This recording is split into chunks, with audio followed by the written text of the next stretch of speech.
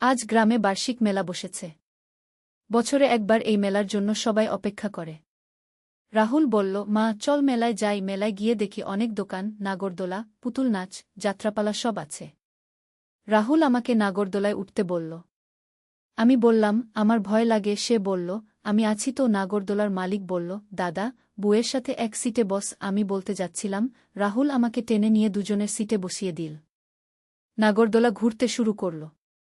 উঁচুতে উঠলে গোটা গ্রাম দেখা যাচ্ছিল।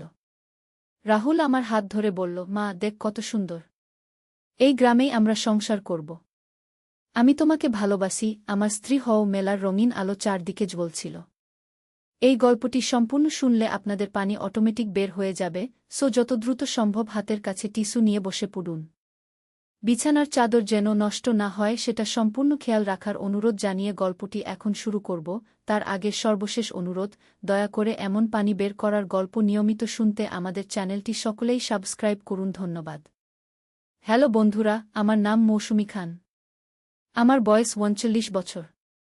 আমার স্বামীর নাম শামিউল হাসান, বয়স ৪২ বছর। আমাদের ২ সন্তান, রাহুল আর মিম। রাহুল ২১ বছর বয়সী, ভার্সিটিতে পড়ে। মিম ১৪ বছর বয়সী, মাধ্যমিক স্কুলে যায়। এই ঘটনাটি আমার জীবনের সবচেয়ে রহস্যময় এবং রোমাঞ্চকর অভিজ্ঞতা। সবকিছু শুরু হয়েছিল সেই গ্রামের মেলার রাত থেকে। নাগরদোলা থেকে নেমে আমরা যখন ঘরে ফিরছিলাম, রাহুল হঠাৎ করে থমকে দাঁড়াল। সে আমার দিকে এমনভাবে তাকাল যেন আমাকে প্রথমবারের মতো দেখছে।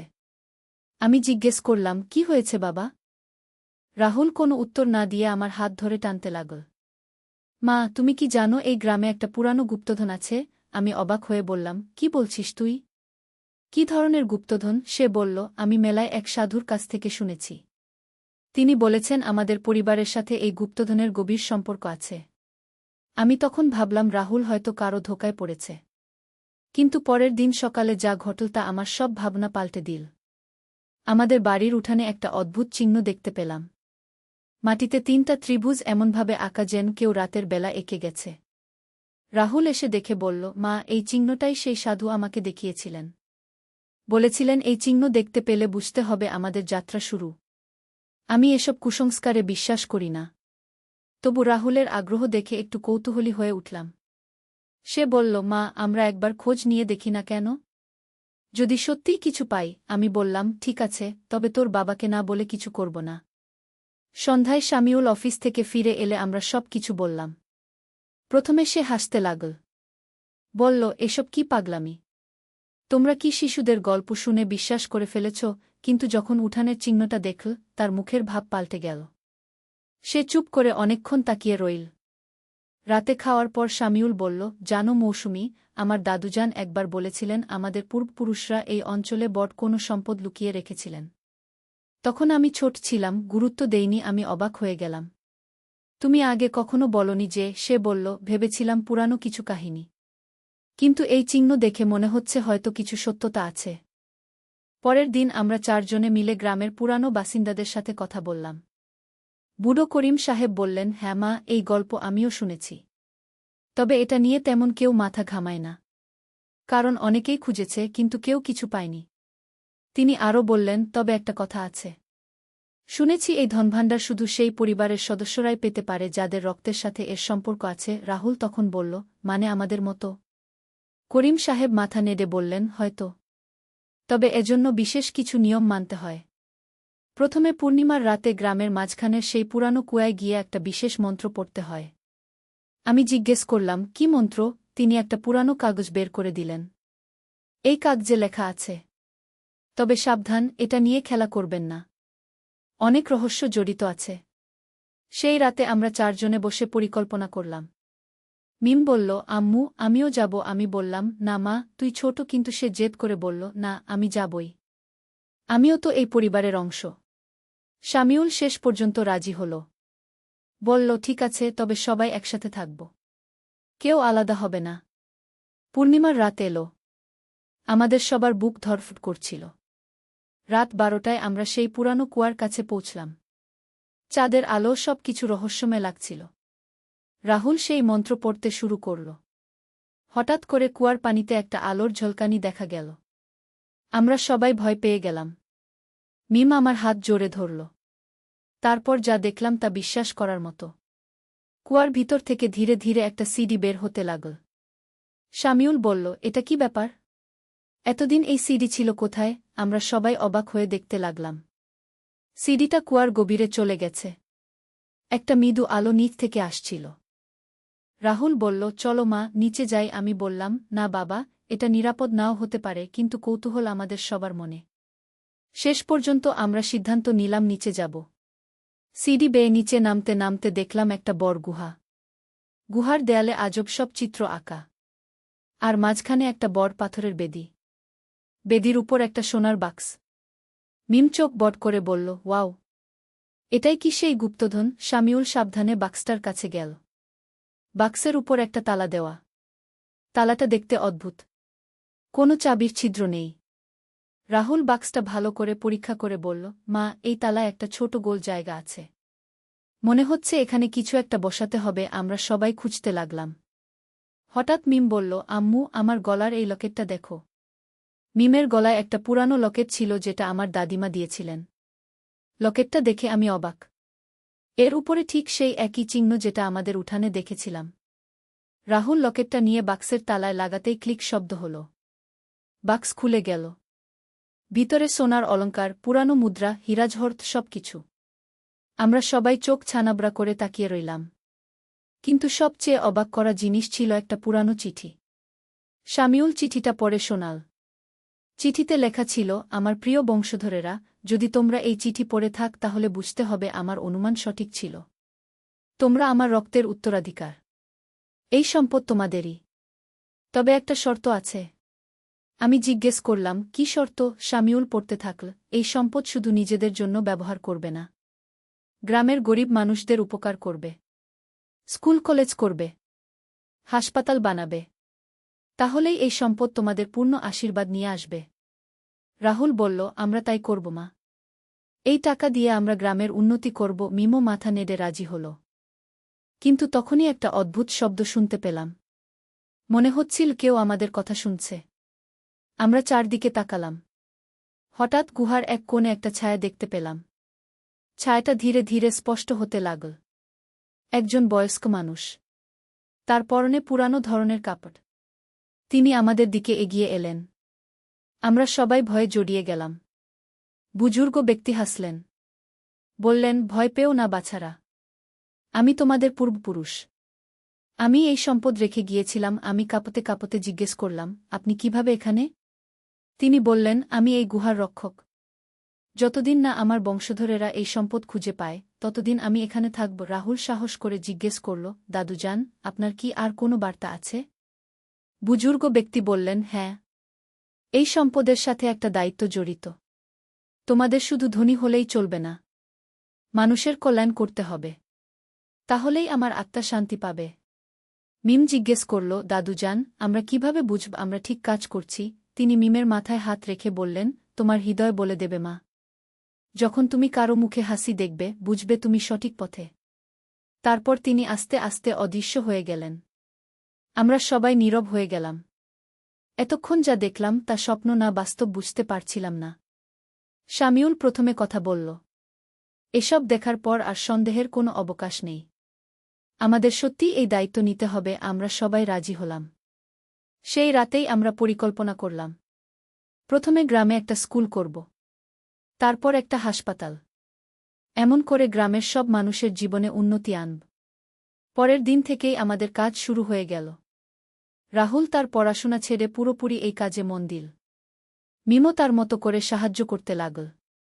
শামিউল অফিসের পাশাপাশি এই প্রকল্পের দেখাশোনা করতে লাগল। প্রথম বছরেই গ্রামে একটা প্রাথমিক স্কুল হল। গরিব পরিবারের বাচ্চারা বিনামূল্যে পড়াশোনা করার সুযোগ পেল। দ্বিতীয় বছরে একটা ছোট হাসপাতাল। তৃতীয় বছরে একটা কারিগরি শিক্ষাকেন্দ্র। গ্রামের মানুষজন প্রথমে অবাক হয়েছিল। কিভাবে আমরা হঠাৎ এত টাকা পেলাম? আমরা বলেছিলাম বিদেশে কাজ করে টাকা এনেছি। কেউ বেশি প্রশ্ন করেনি। এভাবে চলতে চলতে 5 বছর কেটে গেল। গ্রামের চেহারা পুরোই পাল্টে গেছে। স্কুলে শিক্ষক হিসেবে রাহুল কাজ করে। মিম এখন উচ্চ মাধ্যমিক পড়ে। সে বলেছে বড় হয়ে ডাক্তার হবে। গ্রামের মানুষদের সেবা করবে। একদিন রাহুল আমার কাছে এসে বলল, মা, আমি বিয়ে করতে চাই। আমি জিজ্ঞেস করলাম, কাকে? সে বলল, স্কুলে যে নতুন শিক্ষিকা এসেছে, রিনা। সেও আমাদের এই কাজে উৎসাহ দেয়। আমরা রিনার পরিবারের সাথে দেখা করলাম। তারাও খুশি হল। রিনা একজন শিক্ষিত মেয়ে। সেও গ্রামের উন্নতিতে কাজ করতে চায়। বিয়ের দিন গ্রামের সব মানুষ এল। করিম সাহেবও এলেন। তিনি আমাকে একপাশে নিয়ে গিয়ে বললেন, মৌসুমী বেটি, তোমরা যে কাজ করেছ তা সত্যিই প্রশংসনীয়। আমার বিশ্বাস হচ্ছিল না যে তোমরা সত্যিই সেই ধনভাণ্ডার পেয়েছ। আমি জিজ্ঞেস করলাম, আপনি কিভাবে বুঝলেন? তিনি হাসলেন। কারণ তোমাদের চেহারায় একটা শান্তি দেখি। যারা মানুষের কল্যাণ করে তাদের মুখেই এই শান্তি থাকে। সেই রাতে বিয়ের অনুষ্ঠানের পর আমরা পরিবারের সবাই মিলে বসেছিলাম। রিনাও আমাদের পরিবারের অংশ হয়ে গেছে। রাহুল তাকে সব কিছু বলেছে। সেও আমাদের কাজে অংশীদার হতে চায়। মিম বলল, আম্মু, আমি একটা স্বপ্ন দেখেছি। আমি জিজ্ঞেস করলাম, কি স্বপ্ন? সে বলল, দেখেছি আমাদের সেই পূর্বপুরুষ এসে বলেছেন তিনি খুশি। আমরা তার আশা অনুযায়ী কাজ করেছি। শামিউল বলল, তাহলে বুঝি তার আত্মা শান্তি পেয়েছে। আমরা সবাই খুশি হলাম। পরের দিন সকালে আমরা সেই কুয়ার কাছে গেলাম। দেখলাম কুয়াটা আগের মতোই। কোনো সিঁড়ি নেই, কোনো গুহা নেই, শুধু একটা সাধারণ কুয়া। মনে হচ্ছিল যেন সব কিছু স্বপ্ন ছিল। কিন্তু আমাদের হাতের সোনাগহনা, টাকাপয়সা সব আছে। তার মানে এটা স্বপ্ন নয়, সত্যি ঘটনা। শুধু আমাদের দায়িত্ব পালনের পর সেই জাদুকরি জগৎ বন্ধ হয়ে গেছে। রিনা বলল, আম্মু, আমি একটা কথা ভাবছি। আমি জিজ্ঞেস করলাম, কি? সে বলল, আমরা যদি আরও বড় পরিসরে কাজ করি, শুধু এই গ্রাম নয়, পাশের গ্রামগুলোতেও। রাহুল খুশি হয়ে বলল, দারুণ আইডিয়া। আমরা একটা ফাউন্ডেশন করতে পারি। শামিউল বলল, আমিও চাকরি ছেড়ে দিয়ে এই কাজে মনোযোগ দেব। এভাবে আমাদের কাজের পরিধি আস্তে আস্তে বাড়তে লাগল। 1 বছরের মধ্যে আমরা 5টা গ্রামে স্কুল করেছি, 3টা গ্রামে হাসপাতাল। কিন্তু একদিন একটা অদ্ভুত ঘটনা ঘটল। মিম স্কুল থেকে ফিরে এসে বলল, আম্মু, আজ আমার ক্লাসে একটা নতুন মেয়ে এসেছে। সে বলেছে তার পরিবারও নাকি এই ধরনের গুপ্তধন খুঁজে পেয়েছে। আমি অবাক হয়ে জিজ্ঞেস করলাম, সত্যি? মিম বলল, হ্যাঁ আম্মু, তার নাম নিশা। সে বলেছে তাদের গ্রামেও একটা পুরানো কুয়া আছে, সেখানেও এরকম ঘটনা ঘটেছে। আমি রাহুল আর শামিউলকে ডেকে সব কিছু বললাম। রাহুল বলল, মা, আমাদের একবার নিশার পরিবারের সাথে দেখা করা উচিত। আমরা পরের দিনই নিশার গ্রামে গেলাম। দেখলাম সেখানেও আমাদের মতো অবস্থা। তারাও গ্রামের উন্নতিতে কাজ করছে। নিশার মা সুমিত্রা দেবী আমাদের সাথে দেখা করে বললেন, আমরাও একই ধরনের অভিজ্ঞতার মধ্য দিয়ে গেছি। আমাদের মনে হয় এটা কোনো কাকতালীয় বিষয় নয়।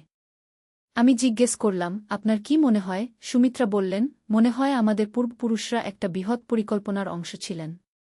তারা বুঝতে পেরেছিলেন যে ভবিষ্যতে সমাজের উন্নতির জন্য এই ধরনের কাজ প্রয়োজন হবে।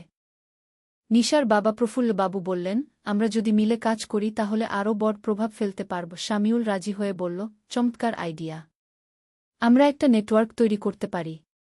সেই দিন থেকে আমাদের 2 পরিবার মিলে কাজ শুরু হল।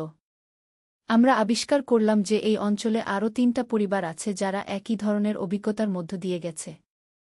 আমরা সবাই মিলে একটা সভা করলাম। সেখানে 5টা পরিবারের প্রতিনিধিরা এলেন।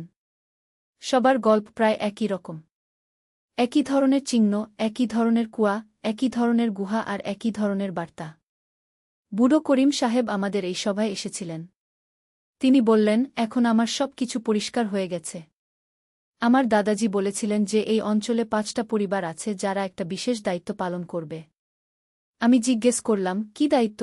তিনি বললেন, এই এলাকাকে শিক্ষা, স্বাস্থ্য আর উন্নতির একটা আদর্শ কেন্দ্র হিসেবে গড়ে তোলা, যাতে পরবর্তী প্রজন্ম একটা ভালো ভবিষ্যৎ পায়। আমরা সবাই একসাথে কাজ করার সিদ্ধান্ত নিলাম। প্রতিটা পরিবার থেকে একজন করে প্রতিনিধি নিয়ে একটা কমিটি তৈরি করলাম। রাহুল আমাদের পরিবার থেকে প্রতিনিধি হল।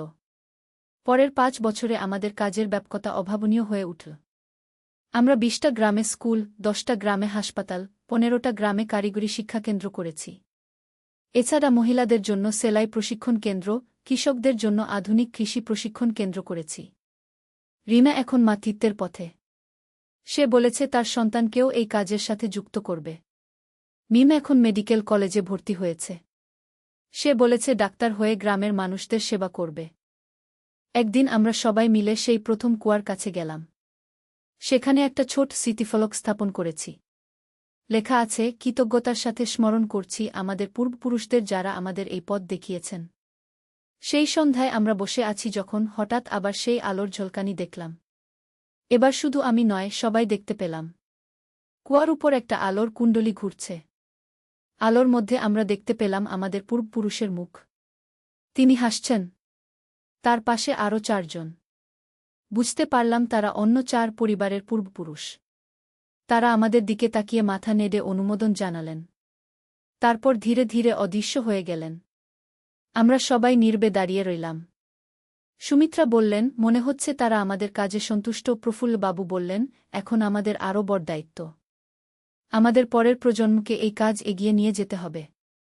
রাহুল বলল, আমাদের একটা প্রতিষ্ঠান তৈরি করা উচিত যেটা ভবিষ্যতে এই কাজ চালিয়ে যাবে। আমরা সবাই রাজি হলাম। সেই রাত থেকে আমাদের আরেকটা স্বপ্ন শুরু হল। আমরা একটা বিশ্ববিদ্যালয় করার পরিকল্পনা করলাম, যেখানে শুধু লেখাপড়া নয়, মানবিক মূল্যবোধও শেখানো হবে। পরের 3 বছরে আমরা সেই বিশ্ববিদ্যালয় প্রতিষ্ঠা করলাম। নাম দিয়েছি মানবকল্যাণ বিশ্ববিদ্যালয়। এখানে দেশের বিভিন্ন প্রান্ত থেকে ছাত্রছাত্রীরা পড়তে আসে। মিম এখন ডাক্তার হয়েছে। সে বিশ্ববিদ্যালয়ের হাসপাতালে কাজ করে। রিনার একটা ছেলে হয়েছে, নাম রেখেছি অর্ণব। রাহুল বলে অর্ণবকেও এই কাজে যুক্ত করবে। আজকাল মাঝে মাঝে আমার মনে হয় এসব কি সত্যি ঘটেছে, নাকি সব স্বপ্ন। কিন্তু চারদিকের পরিবর্তন দেখলে বুঝতে পারি এসব সত্যি। গত সপ্তাহে জেলার কালেক্টর আমাদের সাথে দেখা করতে এসেছিলেন। তিনি বলেছেন আমাদের এই অঞ্চল এখন সারা দেশে একটা আদর্শ এলাকা হিসেবে পরিচিত। সরকার আমাদের কাজের প্রশংসা করে একটা সম্মাননা দিয়েছে। কিন্তু আমাদের কাছে আসল পুরস্কার হল মানুষের মুখের হাসি। গ্রামের বাচ্চারা যখন স্কুলে যায়, বুড়ো মানুষরা যখন হাসপাতালে বিনামূল্যে চিকিৎসা পায়, তরুণরা যখন প্রশিক্ষণ নিয়ে কাজ পায়, তখনই আমাদের মনে শান্তি আসে। করিম সাহেব গত মাসে মারা গেছেন। মৃত্যুর আগে তিনি আমাকে বলেছিলেন, মৌসুমী, তোমরা যে কাজ করেছ তা ইতিহাস হয়ে থাকবে। তোমাদের পূর্বপুরুষদের আত্মা এখন শান্তিতে আছে। আজ আমার 50 বছর বয়স। শামিউলের 55। আমরা এখনও কাজ করি। তবে এখন মূল দায়িত্ব রাহুল আর অন্য তরুণদের হাতে। মিমো তার মতো করে অবদান রাখছে। গতকাল রাহুল একটা চমৎকার খবর দিয়েছে। সে বলেছে অন্য রাজ্য থেকেও কিছু পরিবার যোগাযোগ করেছে। তারাও নাকি একই ধরনের অভিজ্ঞতার মধ্য দিয়ে গেছে। মনে হচ্ছে আমাদের পূর্বপুরুষদের এই পরিকল্পনা শুধু আমাদের এলাকায় সীমাবদ্ধ ছিল না। রিনা বলেছে আমরা একটা জাতীয় নেটওয়ার্ক তৈরি করতে পারি, যেখানে সারা দেশের এই ধরনের পরিবারগুলো মিলে কাজ করবে। আমার মনে হয় এটাই আমাদের পরবর্তী লক্ষ্য। শুধু আমাদের অঞ্চল নয়, পুরো দেশে এই ধরনের পরিবর্তন আনা। কিন্তু সবচেয়ে বড় যে জিনিসটা আমি শিখেছি তা হল, আসল সম্পদ টাকাপয়সা নয়। আসল সম্পদ হল মানুষের ভালোবাসা, মানুষের দোয়া, মানুষের হাসি। আমাদের সেই গুপ্তধনের সোনারূপা শেষ হয়ে যাবে একদিন। কিন্তু যে ভালোবাসা আর সম্মান আমরা মানুষের কাছ থেকে পেয়েছি, যে দোয়া পেয়েছি, সেটা চিরকাল থাকবে। প্রতি পূর্ণিমার রাতে আমরা এখনও সেই কুয়ার কাছে যাই। এখন আর কোনো আলোর ঝলকানি দেখি না, কোনো পূর্বপুরুষের দেখা পাই না।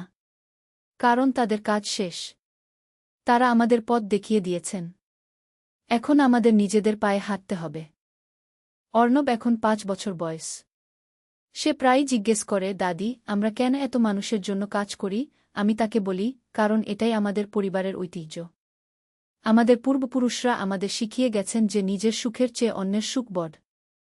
সে তখন বলে, আমিও বড় হয়ে মানুষের জন্য কাজ করব। শুনলে আমার বুক ভরে যায়। মনে হয় আমাদের পূর্বপুরুষদের স্বপ্ন সফল হয়েছে। এই গল্পটা বলতে বলতে আমার চোখে পানি চলে এসেছে। তবে এটা দুঃখের পানি নয়। এটা আনন্দের পানি, গর্বের পানি, কৃতজ্ঞতার পানি। আজ যখন আমি গ্রামের রাস্তায় হাঁটি, দেখি ছেলেমেয়েরা স্কুলের ব্যাগ নিয়ে দৌড়ে যাচ্ছে। কৃষকরা তাদের নতুন যন্ত্র নিয়ে কাজ করছে। মহিলারা সেলাই মেশিনে কাজ করছে। হাসপাতালে রোগীরা চিকিৎসা নিচ্ছে। এই দৃশ্যগুলো দেখলে আমার মনে হয় আমরা সত্যিই আমাদের পূর্বপুরুষদের স্বপ্ন পূরণ করতে পেরেছি।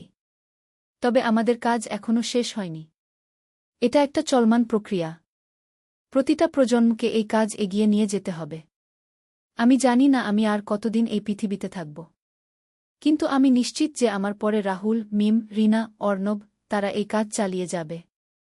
এবং হয়তো একদিন অর্ণবের সন্তানরাও এই ঐতিহ্য বহন করবে।